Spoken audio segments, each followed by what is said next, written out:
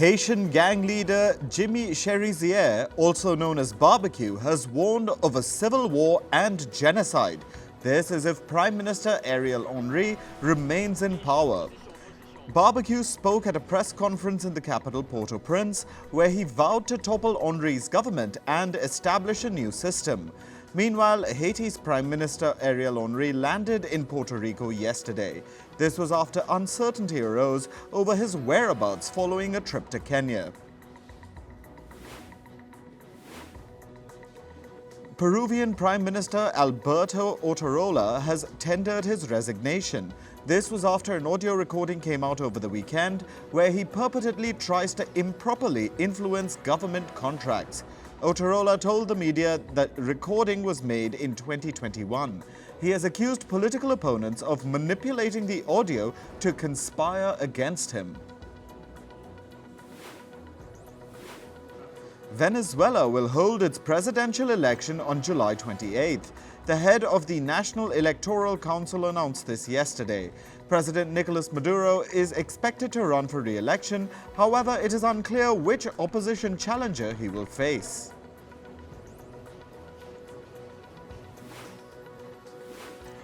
Lebanon's caretaker Prime Minister Najib Mikati has said that talks to end hostilities along the Lebanon-Israel border will begin during Ramadan, which starts next week. Lebanon is studying a proposal suggested by the US to end the border violence. The Lebanon-based Hezbollah group has been exchanging fire with Israel for nearly 5 months. This has been running parallel to the Israel-Hamas war. Ukrainian drones hit and sank a Russian Black Sea Fleet patrol ship off Crimea. This is according to the Ukrainian military. It said that the vessel, known as the Sergei Kotov, was hit overnight after a special Ukrainian unit fired marine drones.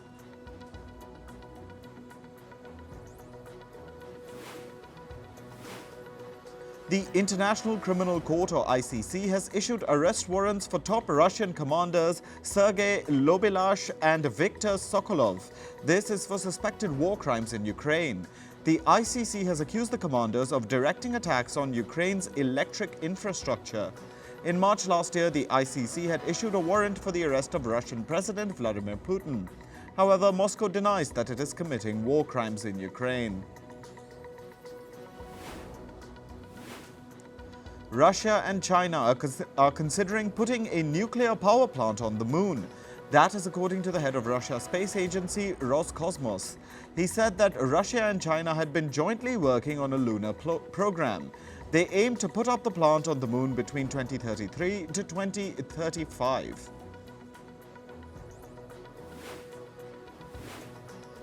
Britain's King Charles III held a private meeting with the country's Finance Minister Jeremy Hunt yesterday. This was at Buckingham Palace.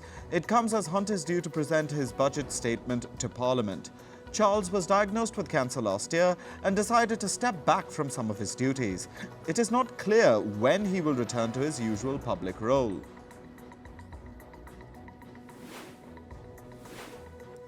Australia and Laos have signed a partnership agreement on the sidelines of the ASEAN summit.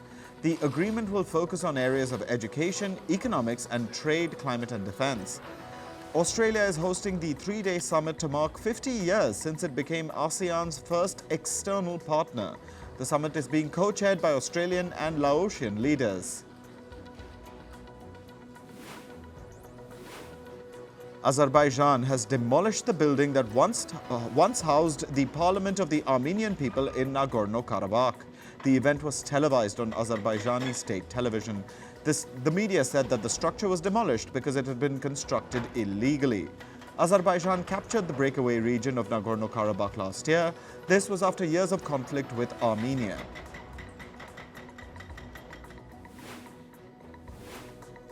Taiwan's Labour Minister has issued an apology over her racist remarks. The minister said in an interview that Taiwan would recruit people from India's northeast. That is because their skin color and eating habits were similar to that of the Taiwanese people. This triggered a domestic backlash from members of Taiwan's ruling Democratic Progressive Party.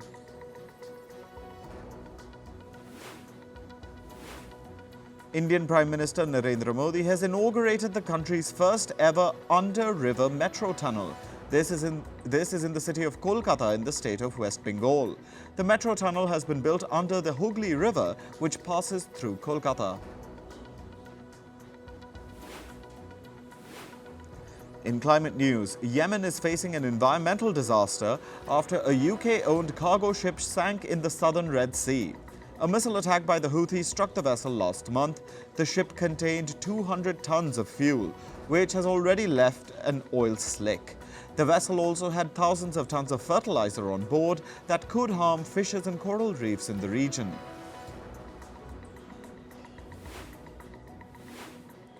Heavy rain and snowfall have killed more than 40 people in northwestern Pakistan in the last 5 days. This includes 22 children who were crushed after landslides buried their homes. Pakistan's weather agency says that severe snowfall is rare in the month of March. The meteorological department has attributed the extreme weather conditions to climate change. The North Indian state of Himachal Pradesh has experienced substantial snowfall in the past 4 days as well. Some tribal districts in the state recorded nearly 1 meter of snow. An avalanche halted the flow of a major river in Himachal for more than 15 hours. Around 500 roads were also shut because of the avalanche. The Indian Weather Department says that the state has recorded a 508% excess rain and snow measurement overall.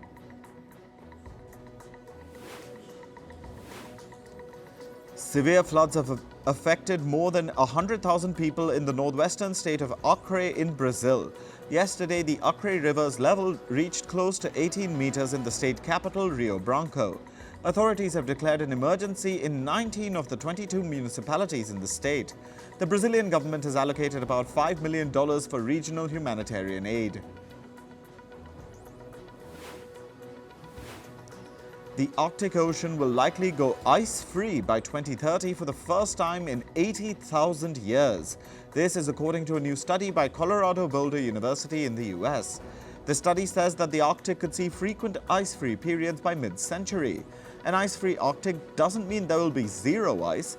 Instead, the ocean is considered ice-free when it has less than 20% of its minimum ice cover. The world is on the verge of a fourth mass coral bleaching event. This is according to the U.S. National Oceanic and Atmospheric Administration. American researchers say that the event could see wide swathes of tropical reefs die. The El Niño weather pattern and climate change have fueled record-breaking ocean heat, which majorly contribute to coral reefs losing their color. Meanwhile, the El Niño weather pattern is expected to continue to keep global temperatures high. This is according to the United Nations' climate agency, the World Meteorological Organization. The agency says that the current El Niño would go down as one of the 5 strongest in history. The El Niño weather pattern typically lasts 9 to 12 months and can provoke wildfires, cyclones, and droughts. Women who run rural households in poor countries suffer more than men due to climate change. This has been revealed in a new report by the United Nations. It says that on average, female-headed households lose 8% of their income during heat waves and 3% during floods.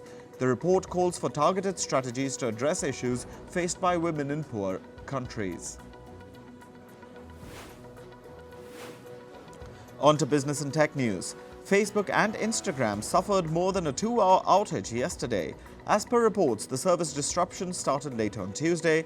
Hundreds of thousands of users globally were unable to log on to their accounts for hours. Earlier today, Meta said that the service outage was due to a technical issue, which has now been resolved. A bill has been introduced in the US Congress to force China's ByteDance to sell social media platform TikTok. The bill would give ByteDance 6 months to divest TikTok, otherwise the app faces a potential ban in the US. American lawmakers behind the bill underline national security concerns related to TikTok's Chinese ownership. The bill is expected to go for a vote in the Congress tomorrow. iPhone sales in China declined by 24% in the first 6 weeks of 2024. This is according to a report by a Hong Kong-based research firm. Apple's sales have been hit due to strong competition from China's Huawei. As per the report, in the first 6 weeks of 2024, Huawei sales have grown by 64%. Bitcoin hit an all-time high at $69,200 yesterday, surpassing its previous peak of $69,000 in November 2021. The latest surge has been attributed to the US approving Bitcoin exchange-traded funds or ETFs. These ETFs allow investors to bid on Bitcoin's price movements without directly owning the cryptocurrency. A US judge has dismissed several key copyright infringement claims against social media firm X. This is in a case filed by 17 music publishers against the firm, which is previously known as Twitter. The lawsuit accused X of allowing users to post unauthorized music on its platform. However, the judge upheld the charge that accused the platform of failing to adequately monitor the posts. ChatGPT maker OpenAI has responded to the lawsuit filed by its former investor Elon Musk. The firm has rebutted all of the claims made by Musk and said that it will seek a dismissal of the case. Last week, Elon Musk filed a lawsuit against OpenAI, claiming that the firm has abandoned its original mission. The original mission was supposedly to develop artificial intelligence for the benefit of humanity and not for profit. Tesla has halted production at its Gigafactory in Germany. This is after a high-voltage wire supplying electricity to the plant caught fire in a suspected arson attack. An activist organization called the Volcano Group has reportedly claimed responsibility for the attack. As per Tesla, production at the factory is not expected to resume before next week. Alphabet's Waymo is launching self-driving car services for its employees in the American city of Austin in the state of Texas. The firm says that these services will be available in over 100 square kilometers in the city. This includes downtown Austin, Barton Hills, Riverside, East Austin, and Hyde Park. Austin is the fourth U.S. city to allow Waymo self-driving car services after San Francisco, Phoenix, and Los Angeles. Meanwhile, Chinese electric car maker BYD has begun the construction of its manufacturing complex in Brazil. The $620 million complex will be made up of 3 production plants. They're expected to produce 150,000 car units annually. BYD has said that the complex will start operations by the end of this year or by early 2025.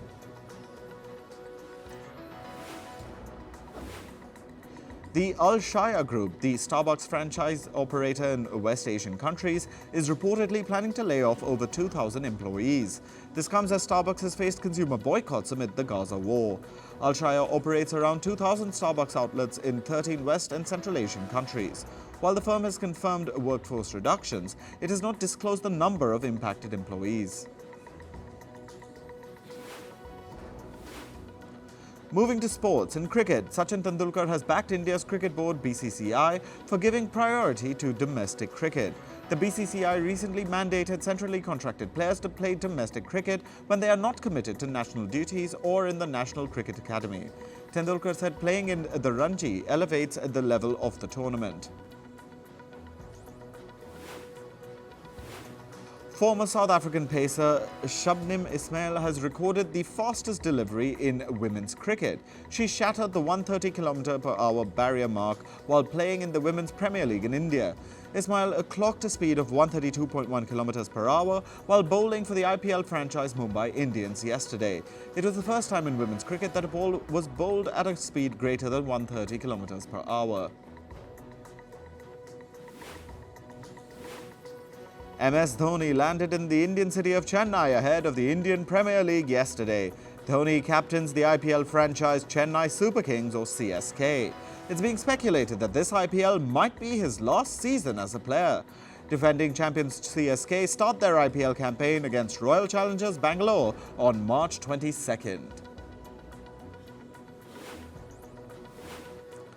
In football, German giants Bayern Munich's Champions League quest stays alive. They beat Lazio 3-0 yesterday to move to the quarter-final. Striker Harry Kane came to the rescue to score 2 goals.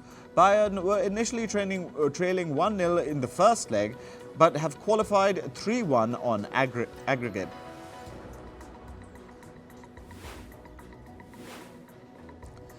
French giants PSG or Paris Saint-Germain also moved into the quarterfinals of the Champions League. Kylian Mbappe scored twice in a 2-1 win over Real Sociedad yesterday. PSG advanced 4-1 on aggregate, with Mbappe also scoring one of the goals in the 2-0 win in the first leg in Paris. This is Mbappe's last season with PSG. In tennis, Grand Slam champion Simone Halep's ban was reduced to 9 months from 4 years. This is according to a ruling by the top court for global sport yesterday. Halep, the former world number 1, has been suspended since October 2022 for doping. She denies the charges against her.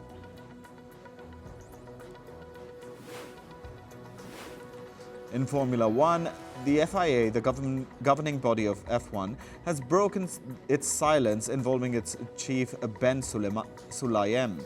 He allegedly overturned a driver penalty in the Saudi Grand Prix last year. The FIA confirmed that there was a report detailing potential allegations, and it apparently exists.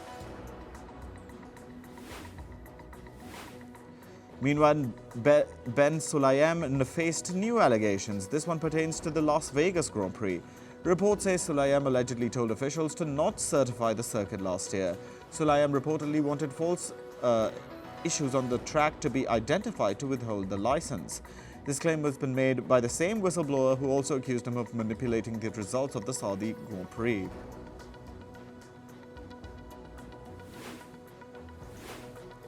A Pakistani boxer has gone missing in Italy after stealing money from his teammate's bag. The boxer is identified as Zohaib Rashid. The incident apparently happened during an Olympic qualifying tournament. The Pakistan Amateur Boxing Federation called it a major embarrassment for the country.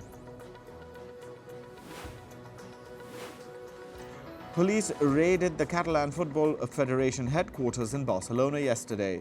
Employees were barred from entering the building. The Catalan police did not say why the search was carried out. In entertainment news, the super hit Twilight franchise will now be turned into an animated series. According to reports, streaming platform Lionsgate will helm this project. This comes after last year's report that a TV series adaptation of Twilight is in development. A spin-off of the drama series Young Sheldon is in the works. The series will be about the characters Georgie and Mandy. The actors Montana Jordan and Emily Osment will reprise their roles. The producers of Young Sheldon and The Big Bang Theory will helm this project. The iconic American series Baywatch is getting ready for a revival. The series will return to television with a new look. The showrunner Lara Osland says she will retain the original essence of the show with the iconic bathing suits and Los Angeles beaches. The hit drama series initially ran on air from 1989 to 1999. Actor Cameron Diaz might join the cast of the upcoming dark comedy film Outcome. According to Apple Original Films, the actor is currently in the final stages of negotiations. The makers have already locked actors Jonah Hill and Keanu Reeves. The film will star Reeves as a damaged Hollywood actor who has to fight a battle with his past. The premiere of the upcoming film Love Lies Bleeding took place in Los Angeles. Lead actor Kristen Stewart stole the spotlight of the show. She was joined by her co-actors Jenna Malone, Katie O'Brien, and Anna Baryshnikov. The film revolves around Stewart, who is a gym manager captivated by the charms of a bodybuilder. The film will release in the US on the 8th of March. Actor Lupita Nyong'o was spotted celebrating her birthday with actor Joshua Jackson. The rumored couple were spotted in Mexico together. Pictures of them holding hands and taking a walk at the beach have gone viral on social media. However, the duo have not said anything about it. They were first linked after being spotted at a concert in Los Angeles. Singer Madonna opened up about the infection that landed her in the ICU last year. She called it a near-death experience. The singer added that she didn't know anything for 4 days as she was in an induced coma. She also thanked her doctor who helped her navigate through the challenging times. Singer Isis Niger Gaston, known by her stage name Ice Spice, confirmed the completion of her debut album. She took to Instagram to share glimpses from her recording sessions. The album is titled Y2K. The release date and track list remain under wraps. Former Nickelodeon star Drake Bell revealed that he was sexually abused by a dialogue coach called Brian Peck. He said this in the upcoming investigation discovery series Quiet on the Set, The Dark Side of Kids TV. A clip from the series released online showing him accusing Peck. In 2003, Peck was arrested on Producer Nigel Lythgoe has denied all the sexual assault claims against him. The producer called the claims false, despicable, intolerable, and life-changing. He responded to the claims put forward by singer Paula Abdul, who alleges that Lythgoe sexually assaulted her twice.